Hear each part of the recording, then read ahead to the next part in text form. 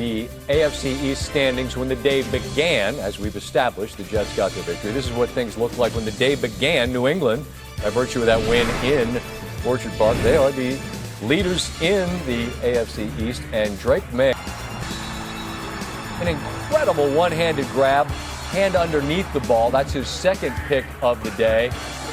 And Maye, and he throws a beautiful deep ball. Kayshawn Booty. All right, that's a booty call, the kids say. That's awful. Sorry, everybody. Patriots get the victory, 32-13. You're saying to yourself, how are you going to show that highlight and not show he gets his own highlight? Show Myles Garrett. Matt Garrett's a different guy, Big Red. Myles Garrett, not one, not two, not three, not four, 5 sacks, 112 and a half career sacks, the most before turning 30 years old. He was taken out of the game, actually got furious about that. Afterwards, Garrett asked about the lack of offensive support on his huge day. It doesn't get any easier. Each week you ask me, so. How do you feel about your performance at? Does the loss diminish how you feel about your performance today at all, I guess? I would throw the whole performance away for a win. So New England gets the victory. Josh Allen and the Bills off a bye, which followed 2 consecutive losses. James Cook was quiet in the second half of that loss at Atlanta on Monday Night Football. He was into the end zone, 64-yard touchdown. Bills mixed the extra point. It really didn't matter. Andy Dalton had a rough day. Pass picked by A.J. Epinesa. Looked like he might score. He's dragged down at the 1. That just means that the big fella under center gets pushed into the end zone. He probably got there on his own. So Epinesa sets him up. Allen catches that. It's 19-3. Khalil Shakir makes the catch, shakes a tackle, puts on the brakes, and he's got speed. You're not catching him. A 54-yard touchdown for him. Bills are rolling. Cook not done. Burst up the middle. Part of a 216-yard day. And Brady, one of his phones going to ring down in LSU. 40-9. Bills get the victory. Tim Hasselbeck back with us. AFC East standings, as we've established. New England started the day in the lead. They got the victory, so their winning ways continue. They have a last place schedule. They're taking advantage of it, but really good teams beat bad teams by a lot. What do they show you? Look, I think, look, you and I have talked about it. Vrabel's a really good coach. Yep.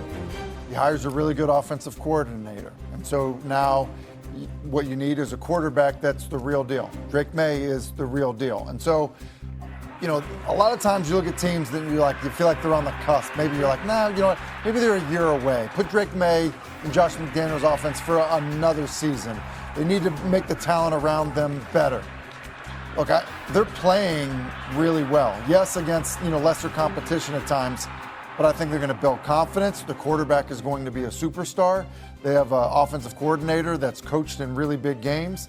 And I think Mike Vrabel is as good as any coach in a game in terms of coaching a game. So, look, I think they're a challenge for everyone. They beat Buffalo in Buffalo. Right.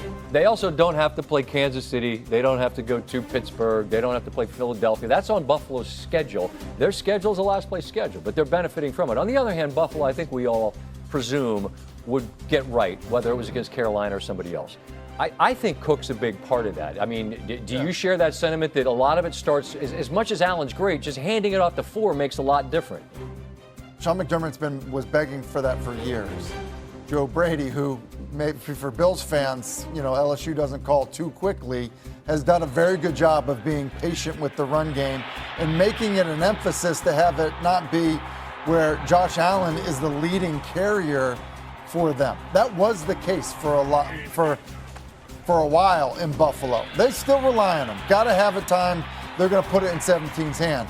But I think the more you can call runs where he's not the design runner, the more balance the offense is going to have, the harder it's going to be to defend him, and the better it is for them in the long run. We got to go, but looking way down the road, the fact that New England has that win over Buffalo at Buffalo, I mean, how much does that fuel them, knowing that they sort of have that trump card at the moment? Well, and I think Vrabel's going to lean right into it, so I think it's going to help them quite a bit. All right, more to come next week.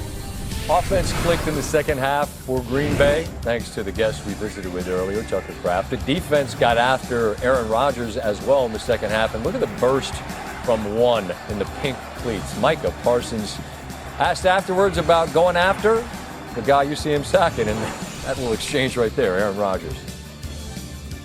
I would say there was 2 instances where I was like, this is the Rodgers, that in the beginning of the game, that pass to Keon.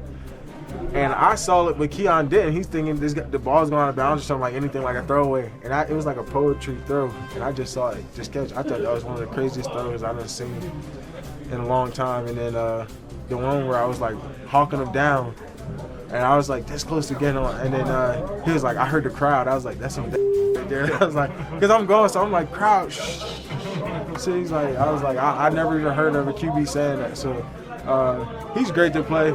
And he told me to buy his house. You know what I mean? So, I mean, Raj is Raj, but I'm just happy we got the win. I mean, Micah is a phenomenal player. I think everybody knew, who we were getting when we made that trade for him. So I think the most surprising thing for me is just the way he is every day at practice. The player you see out there on the field on Sundays is the same player at practice, where we're trying to have to tell him to ease up sometimes and stay away from me at times, because he's always hunting, trying to get those sacks and trying to win every rep. So I think it's one of those things we just got to keep going. But we knew what type of player he is, and just trying to go out there and be our best, and him doing that as well. They lead. The Bengals are in control, seemingly, up 14. But now in the fourth quarter, very early fourth, Breece Hall, his first touchdown of the year. Aaron Glenn says, let's go for 2.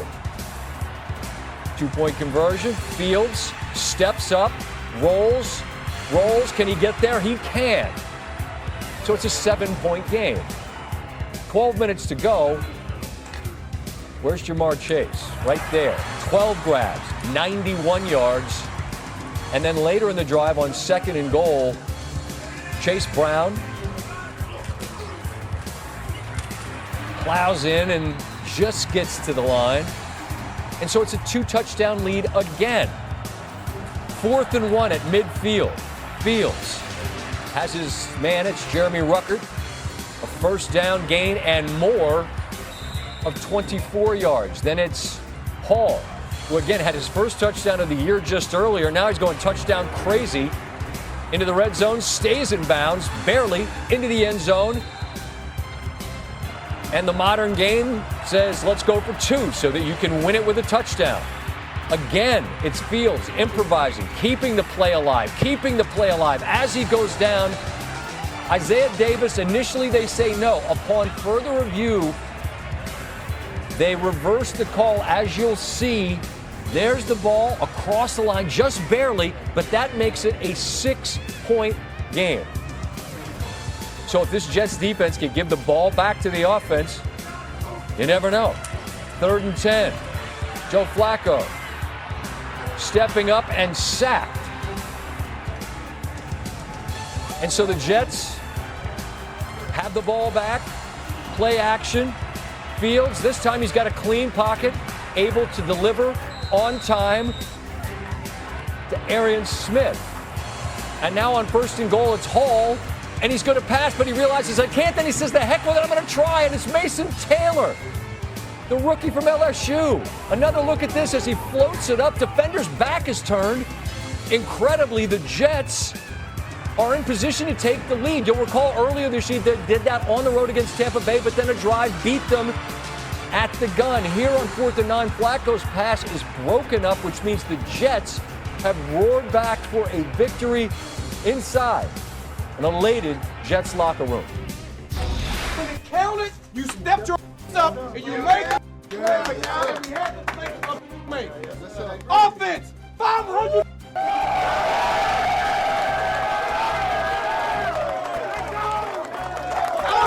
Brand 254 rushing yards. Man, I love this group. And man, from here on out, grit. Because I told you during the offseason, man, we have to create an advantage. We did. But you showed all the grit in the world to win this game.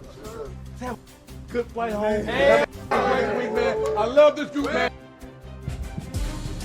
So the Jets erase a 15-point deficit, and Aaron Glenn gets his first head coaching victory, the 4th head coach since 1950 to pick up his first career win with a comeback of that magnitude. As for the quarterback, I mentioned this, Justin Fields threw for 244 yards. You saw the improv. You saw the want to keep plays alive and make plays that help get this team the victory. He reflects on what was a emotional week. I'm gonna get pretty vulnerable right here, but this week I kind of, I found myself in my closet crying, on the ground, laying down, not because of the hardships, not because of the troubles. I felt like, I was built to handle that, and I was put in place to handle this situation, but I was just praying over and over and over again, just one win. Good reminders all around that these are human beings at the core of all of this that we talk about. Well compensated and all of that, right? Of course, I understand. But human beings living their real life, not a fantasy team. Congrats to the Jets for the victory on a very difficult day for their friends.